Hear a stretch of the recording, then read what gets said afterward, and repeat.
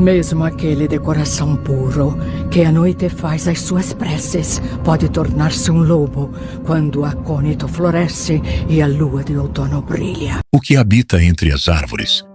Eu me chamo Andrew Lewis Carpenter. Fui agente da Divisão de Inteligência Externa do Departamento de Operações Sigilosas dos Estados Unidos, com destacamento especial na América do Sul, entre 2007 e 2016. Hoje, estou aposentado, morando nos arredores de Santa Fé, Novo México. Vivo sozinho. Desde que saí do serviço ativo, mantenho a rotina mínima. Café preto, jornal impresso, caminhadas curtas e 1 ou 2 copos de uísque barato ao anoitecer. Durante 10 anos fui obrigado, por contrato, por medo, ou talvez por vergonha, a guardar silêncio sobre o que aconteceu naquela missão. Mas o tempo muda as coisas. Os protocolos mudam, os homens mudam, e a consciência cobra seu preço. Este relato é verdadeiro. Não o escrevo para a fama, nem para crédito. Faço isso porque, se algum dia alguém desaparecer nas florestas do norte do Brasil, sob circunstâncias inexplicáveis, talvez encontre aqui uma pista do que realmente caminha por lá. Em abril de 2014, recebi ordens para uma investigação incomum na terra indígena Yanomami, entre os estados de Roraima e Amazonas. Havia relatos crescentes, e não oficiais, de indígenas desaparecendo em circunstâncias não naturais. O governo brasileiro, através de canais diplomáticos silenciosos, pediu apoio para investigar o que poderia ser uma ameaça biológica, um culto oculto ou alguma coisa pior. Fui enviado sob disfarce de turista ambientalista com credenciais falsas de uma ONG sueca chamada Greenpeace. Levei equipamento mínimo, câmera térmica, rádio satélite oculto, arma de grosso calibre escondida em fundo falso da mochila. Meu intérprete seria um mestiço Yanomami Baré, chamado Miguel Araújo, já contratado pelo serviço. Desembarquei em Boa Vista em 28 de abril, e de lá seguimos por via terrestre até a entrada do território. Os Yanomami não são fáceis de acessar. São povos desconfiados, com razão. O contato foi autorizado por um líder chamado Ratua, que chefiava uma aldeia de nome Sacaraú, com cerca de 60 habitantes. O clima era tenso desde o início. Os indígenas evitavam falar dos desaparecimentos, mas os sinais estavam lá. Cabanas abandonadas, famílias chorando em silêncio, fogueiras apagadas cedo demais. Algo pairava no ar, algo mais denso do que o calor e a umidade. Na segunda noite, percebi a primeira pista concreta de que não se tratava de um predador comum. Por volta da meia-noite, ouvi um som vindo da mata, uma espécie de rosnado baixo, como um cão doente, seguido por um estalo seco, como galhos quebrando sob peso pesado. Miguel e eu estávamos em uma barraca a poucos metros do centro da aldeia. Ele se levantou em silêncio, pegou um facão e me olhou como se já esperasse que aquilo acontecesse. Eles dizem que é o Wawali, ele murmurou. Um espírito de carne, que foi homem antes de virar fera. Eu quis rir, mas não consegui. O som havia se aproximado. Saí da barraca com a câmera térmica e a arma engatilhada. Mirei para a linha da mata e vi 2 silhuetas pequenas, crianças provavelmente, estavam próximas a uma árvore. E então, uma terceira figura surgiu atrás delas, grande, muito maior que um homem. Ombros largos, costas curvadas, braços longos. Tinha o que parecia ser o focinho de um cão, mas com olhos brilhantes, como 2 carvões vivos. Antes que eu pudesse fazer algo, a criatura desapareceu entre as árvores. As crianças correram em desespero, gritando. Não havia dúvida. Aquilo não era humano. Durante os 3 dias seguintes, montei uma rotina de vigilância.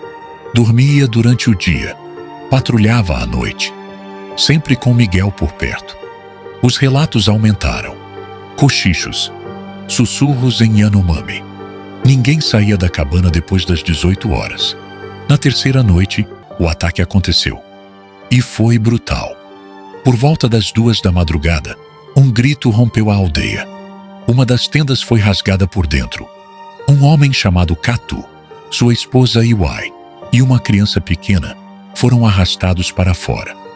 Os corpos dos adultos foram encontrados a 100 metros da aldeia, estraçalhados. A criança nunca foi localizada. Eu e Miguel chegamos a tempo de ver a silhueta da criatura recuando para dentro da mata. Dava saltos longos, corria com as mãos também tocando o chão. Mas erguia o torso como um homem. Deixou marcas fundas no solo, garras com mais de 15 centímetros. Naquela noite, decidi que não podia mais observar. Tinha que reagir. Na noite seguinte ao massacre, a aldeia Sacaraú ficou em silêncio absoluto. Ninguém acendeu fogueiras. Nenhuma criança chorou. O medo ali tinha peso. Miguel e eu nos preparamos. Ele estava tenso, mas não hesitou em me seguir.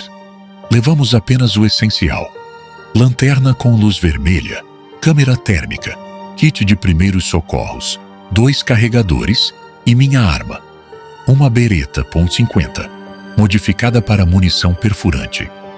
Nos embrenhamos na mata por volta das 20 horas, seguindo o padrão de onde a criatura fora vista nas últimas 3 noites. Esperei. O calor era insuportável, os mosquitos vorazes, mas eu sabia que algo viria. E veio. Às 02h13, o silêncio caiu como uma cortina. Os sons da floresta cessaram. Nada de grilos, nada de corujas. Apenas um farfalhar ritmado. E pesado. Ele surgiu à nossa frente a cerca de 30 metros. Era maior do que qualquer coisa que eu tenha visto. 2,5 metros de altura. Pelo negro e desgrenhado. Peito largo. Patas dianteiras como braços humanos, terminando em garras curvas. O focinho lembrava um lobo, mas havia inteligência em seus olhos. Inteligência e ódio. Levantei a arma devagar. Ele rosnou, mas não atacou. Apenas nos observava. Foi Miguel quem quebrou o transe. Agora, atirei 2 disparos. O primeiro acertou o ombro. O segundo, o flanco direito. A criatura urrou. Um som gutural e profundo, como um trovão abafado, e correu para a mata, tropeçando ferida. Corremos atrás. Eu sabia que era insensato, mas era minha única chance de entender, ou eliminar, aquela ameaça. Seguimos o rastro de sangue por quase 1 quilômetro. Encontramos árvores com marcas profundas, galhos quebrados, pegadas mistas de pés humanos e patas deformadas. Era como se a criatura alternasse entre formas, ou estivesse em transição constante. Por fim, chegamos a uma formação rochosa, oculta por vinhas e folhas grossas. Um buraco baixo na base levava a uma caverna. O cheiro ali era insuportável. Mistura de ferro oxidado, carne podre e urina animal. Acendi a lanterna. Dentro, ossos, muitos, humanos e de animais. Crânios quebrados, restos recentes. Uma tanga Yanomami ainda suja de sangue. Era ali que ele se escondia. Era ali que devorava. A criatura estava encostada ao fundo da caverna, respirando com dificuldade. Seus olhos ardiam em dor e raiva. Quando nos viu, tentou se erguer. Atirei novamente, 2 vezes. Um tiro pegou no joelho, o outro no maxilar. Um jorro de sangue escuro espirrou contra a parede de pedra. Miguel gritou alguma coisa em Yanomami. A criatura caiu de lado. E então, algo aconteceu. O corpo começou a mudar. As patas encolheram. Os músculos pareceram ceder.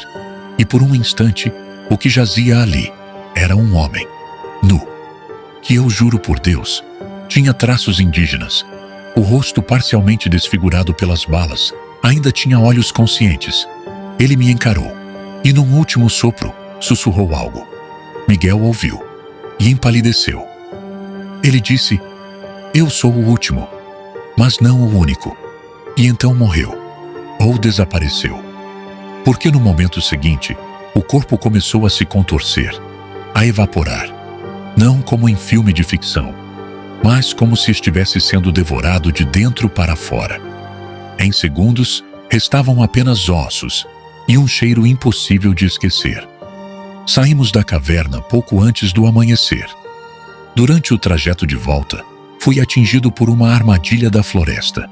Uma raiz escorregadia me fez rolar por uma encosta e rachar a cabeça numa pedra. Acordei horas depois na aldeia, com Miguel e 2 mulheres me tratando com ervas e compressas de barro. Tive febre por 3 dias. Durante esse tempo, nenhum ataque aconteceu. Nenhuma movimentação estranha foi ouvida.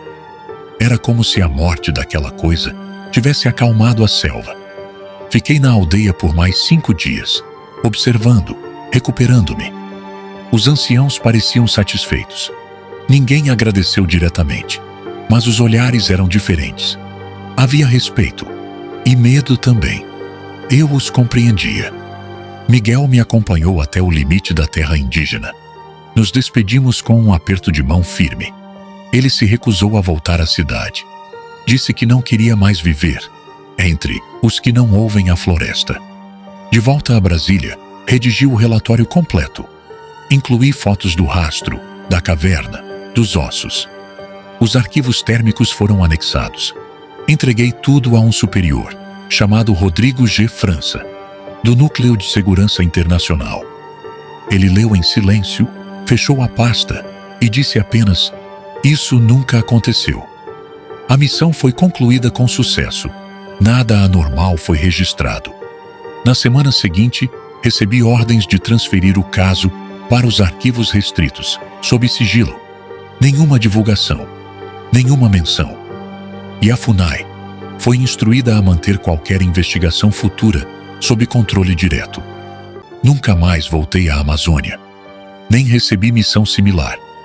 Hoje, aposentado, vejo o mundo esquecer da floresta. A cobiça cresce, os garimpos avançam, os povos indígenas lutam para manter o que ainda é deles. E o que jaz escondido entre as árvores? Observa. Escrevo este relato, porque preciso que alguém saiba. Porque o silêncio me mata aos poucos. Sim, o que atacava a aldeia era um lobisomem, ou algo que os homens chamam assim, por falta de palavra melhor. Era real, era mortal. E se ele era o último, como disse, então ainda pode haver outros. Talvez não nesta geração. Mas um dia, a floresta vai acordar de novo. E quando acordar, espero que alguém esteja preparado para escutar os sussurros entre as folhas, os rosnados nas sombras, e lembrar das palavras deste velho homem que viu o que ninguém deveria ver.